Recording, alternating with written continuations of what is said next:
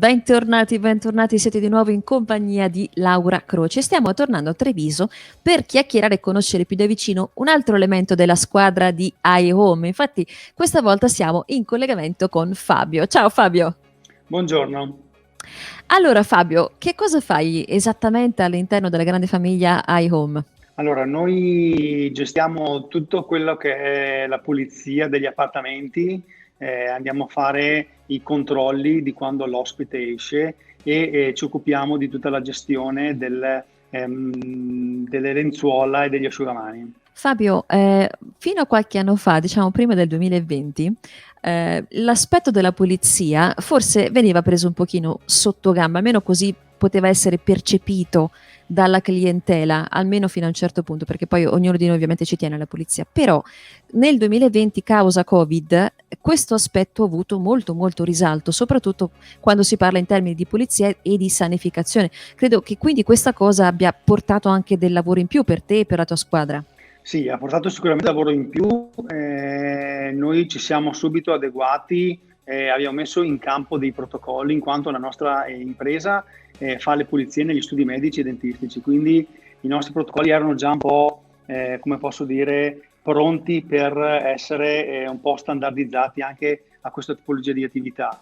Abbiamo avuto solamente una questione di un po' a livello logistico di organizzarsi, ma poi abbiamo fatto un po' di formazione interna per le ragazze, in modo che abbiamo dato a tutte quante le istruzioni di quello che dovevano fare e poi siamo andati via filati e dritti, insomma. Quindi Non diciamo ci che il sono vostro stati... standard era già alto.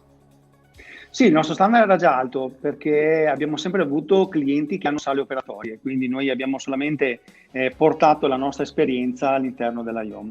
Ecco, questa cosa mi piace perché vedo che iHome ci tiene particolarmente ad avere dei collaboratori, insomma, che vadano veramente a eseguire un lavoro certosino. Una domanda, Fabio. Secondo te, che cosa percepiscono gli ospiti appunto di iHome B&B, perché stiamo parlando in questo momento di locazioni turistiche, per quanto riguarda la pulizia e la sanificazione di questi ambienti, di queste case? Allora, noi quello che abbiamo fatto per la IOM è stato fare dei cavalieri di cartoncino dove ogni volta che andavamo a fare la pulizia dell'appartamento e la sanificazione rilasciavamo questa specie di attestato, tra virgolette, dove c'era scritto la data e l'ora di quando era stata fatta l'ultima sanificazione. Questo secondo me per un ospite che entra ha un valore che è grandissimo perché si sente tutelato. E infatti, sono d'accordo anche io con te Fabio, e questo impegno penso che continuerà anche nella prossima stagione, vero? Sì, assolutamente sì. Credo che ormai sarà il futuro un po'. Esatto, esatto. Siamo di fronte a un cambio epocale per quanto riguarda appunto i nostri standard di pulizia e di sanificazione, ma credo che questo è un cambiamento positivo che forse era ora che arrivasse, doveva esserci forse anche prima, quindi bene, ben venga, una delle poche cose positive insomma della situazione che stiamo Certo. affrontando.